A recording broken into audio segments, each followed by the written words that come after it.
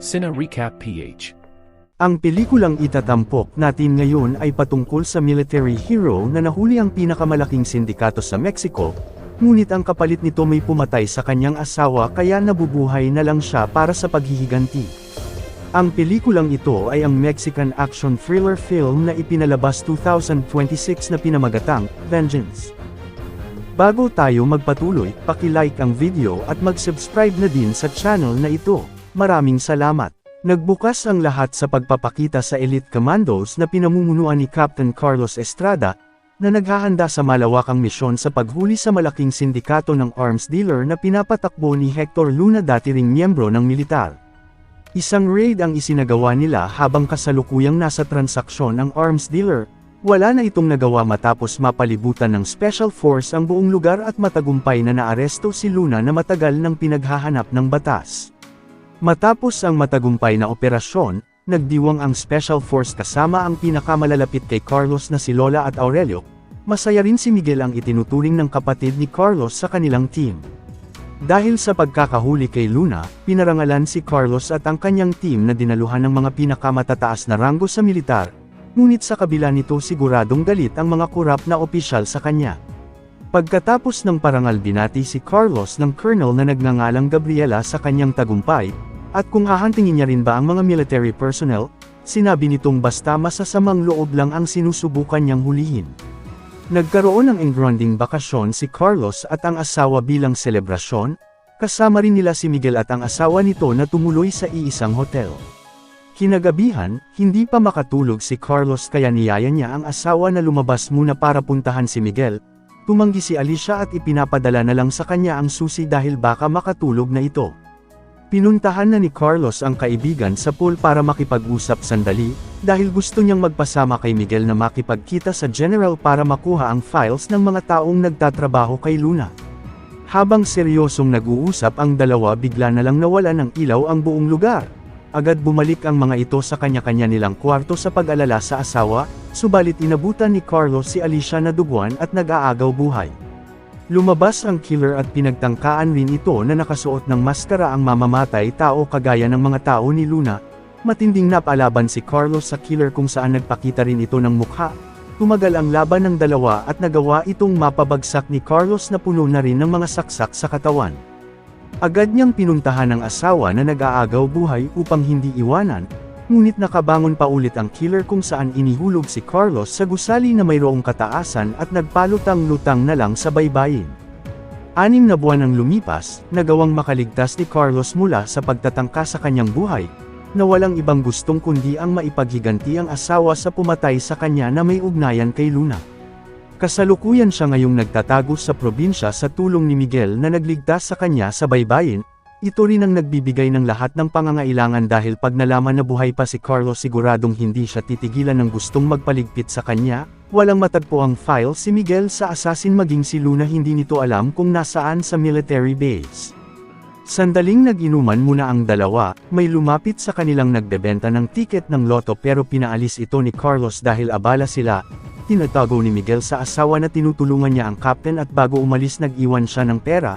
Tumanggi na si Carlos sa dami na nang naitulong ng kaibigan pero talagang nag-iwan pa rin ito. Wala nang nagawa si Carlos kundi tanggapin na sa halip itabi, binili niya lahat ang tindang tiket ng loto ng lalaki na walang iniisip na kapalit, kung saan isang babae ang lumapit sa kanya na nakikita ang mukha ng asawa. Basag na basag si Carlos nang magising sa ilang araw na walang tigil sa pag-inom. Sa isang kainan na madalas nitong pinupuntahan, pinaghahanap sa balita ang nag-iisang taong nanalo sa loto. Napansin ni Carlos ang nakaupo sa harapan at nakibasa sa dyaryo. Nakita niyang nanalo ang numero ngunit wala sa kanya ang tiket na naiwan noon sa jacket. Bumalik si Carlos sa pinag-inuman para hanapin pero wala ito roon. Napag-alaman ng nakakita na sumakay siya sa isang taxi na sobra sa lasing.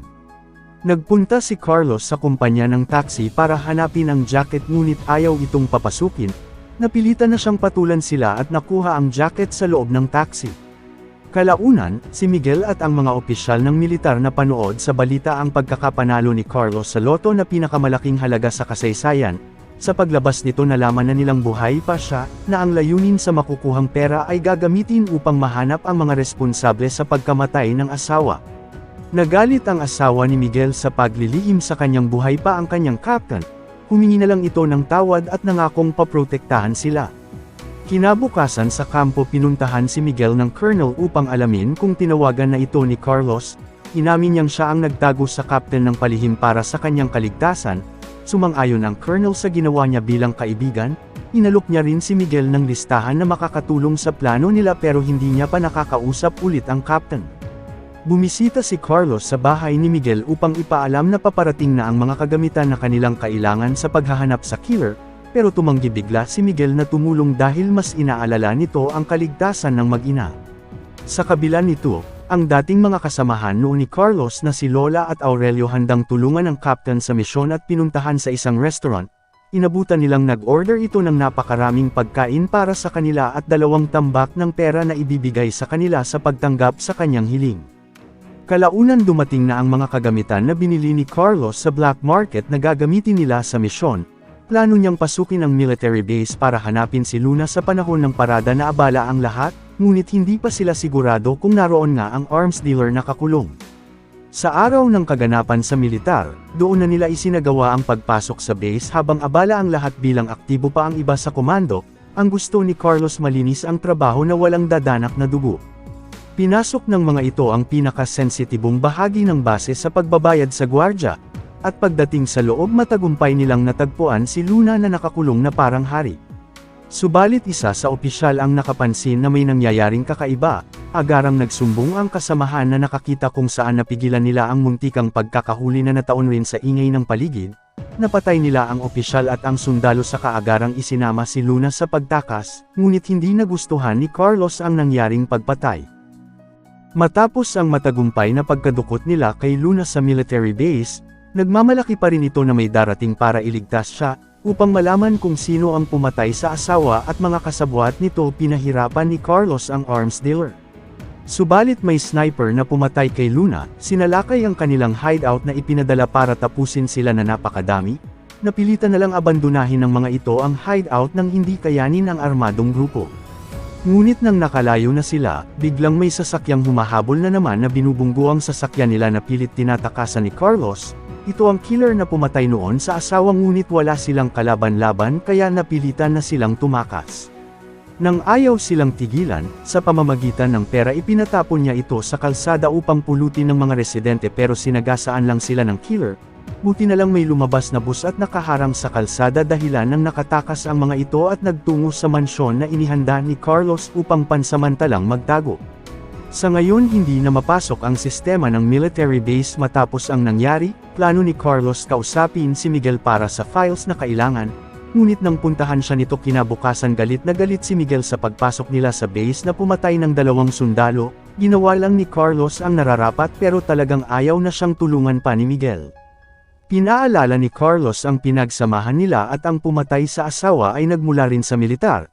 Napilitan na si Miguel tulungan si Carlos na hanapin ang killer. Nadiskubre nito ang files ng Special Force na pinatay ang mga kapwa kasamahan ng nagngangalang Juan Carlos, kung saan ito rin ang pumatay kay Alicia Estrada. Ipinadala ni Miguel sa captain ang impormasyon sa killer ngunit kinausap siya ng colonel, na nagbabanta kay Miguel na ililipat sa malayo sa pamilya, tungkulin niyang mahuli si Carlos bilang pinaghahanap ng batas at bibigyan siya ng magandang posisyon kagaya ng kanyang mga general. Samantala, si Aurelio nagpaalam na sa captain para bumalik na sa trabaho. Mididistino siya sa gubat at kung hindi makakapasok kailangan niyang umalis sa serbisyo. Naintindihan naman ito ni Carlos na lahat sila may mga prioridad kaya nagpasalamat ito sa lahat. Pinuntahan na ni Carlos ang address ng killer na ibinigay ni Miguel, natagpuan niya ang unit ngunit wala siyang inabutang tao, bukod sa nadiskubre na target na rin ng assassin si Miguel at ang pamilya. Umuwi si Carlos bigo na mahanap ang killer, pinaalam niya kay Miguel ang nadiskubre na target siya ng assassin at pinapapunta ito sa mansyon para magkita, pero tumanggi si Miguel kung saan magkita na lang sila sa regular nilang spot para mag-usap. Nagpunta si Carlos sa kanilang napag-usapang lugar kasama si Lola, pinaghintay niya lang ito sa labas dahil sandali lang naman siya sa loob. Ngunit set up lang pala ang lugar upang mahuli si Carlos habang kasalukuyang kasama ni Miguel ang mga tao ng colonel. Si Aurelio balak na sanang umalis sa serbisyo upang samahan ang captain sa laban, subalit may problema ang kanyang papel at ipinatawag bigla sa nakakataas. Sa ngayon naroon na sa loob si Carlos naghihintay kay Miguel, dinala naman si Aurelio sa opisina ng Colonel na dinasarmahan bago makaakyat, pero napansin ni Lola na may kahina-hinala kaya agad nitong pinaalam sa Captain ang sitwasyon, habang si Aurelio nakaharap na rin ngayon ang Colonel na nagtataka sa ikanikilos ng mga dating tao ni Carlos. Inalam kay Aurelio kung sino ang tumutulong sa dati niyang Captain kapalit malaya siyang makakalabas, pero ayaw itong magsalita dahil ang kanyang loyalty ay nasa kapitan dahilan ng pinatay ito ng Colonel. Sa sauna bigla na lang nawala ng ilaw ang buong lugar, isinara ang mga pintuan upang masiguro na hindi makakatakas si Carlos, habang si Lola inatake rin ng killer sa sasakyan, may kumakalat ng usok sa loob kaya naghanap si Carlos ng daan para makalabas. Habang nasa sasakyan si Miguel, plano talaga itong patayin pero nagawa niyang maunahan ang mga tao ni Gabriela. Matagumpay ring nakalabas si Carlos habang nagawa namang mapabagsak ni Lola ang killer at agarang tumakas kasama ang Captain, ngunit bago pa sila makalayo pinaputukan ng sasakyan at tinamaan si Lola na agad kinuha ni Carlos ang manubela. Kalaunan pagdating ni Miguel sa mansyon, inabutan niya na lang nakasalukuyang sinasalba si Lola ng mga doktor na nag-aagaw buhay. Sinisisi na lang ni Miguel ang sarili sa nangyari habang nakita siya ni Carlos na galit nang magtraidor ito sa kanila. Ipinaliwanag ni Miguel na ginawa niya lang ang trabaho at maging siya ay pinagtangkaan ding patayin, sumang-ayon na si Miguel na tutulong upang tapusin ang kurap na Colonel.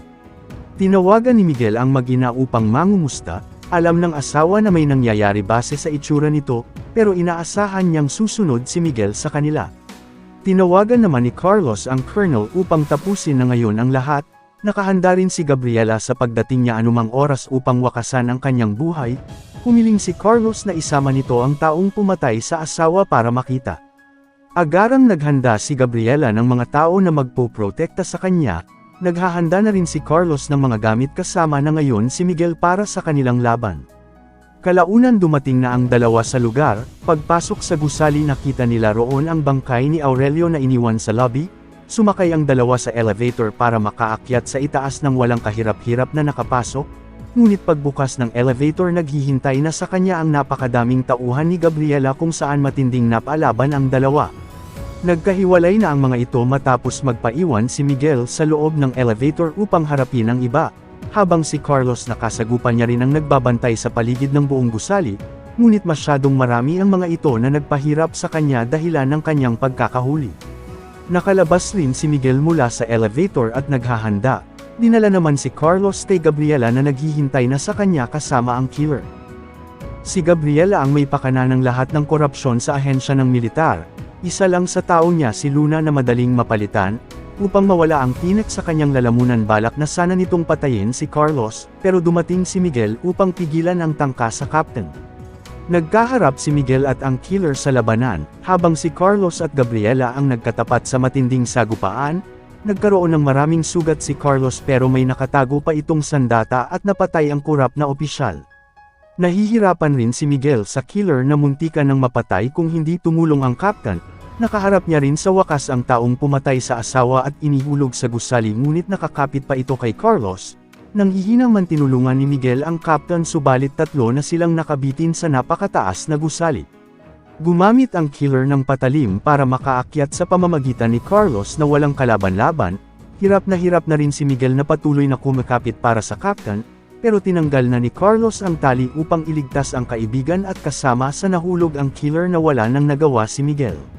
Sa huli, si Miguel ang pumalit bilang isa na ngayong Colonel, dala-dala ni Lola ang hati niya na perang iniwan ni Carlos na balak gamitin ni Miguel sa giyera laban sa mga kurap. Dito na nagtatapos ang ating kwento, sana nagustuhan nyo. I-like ang video at mag-subscribe na din sa channel na ito. Maraming salamat sa panunood, hanggang sa muli. Paalam!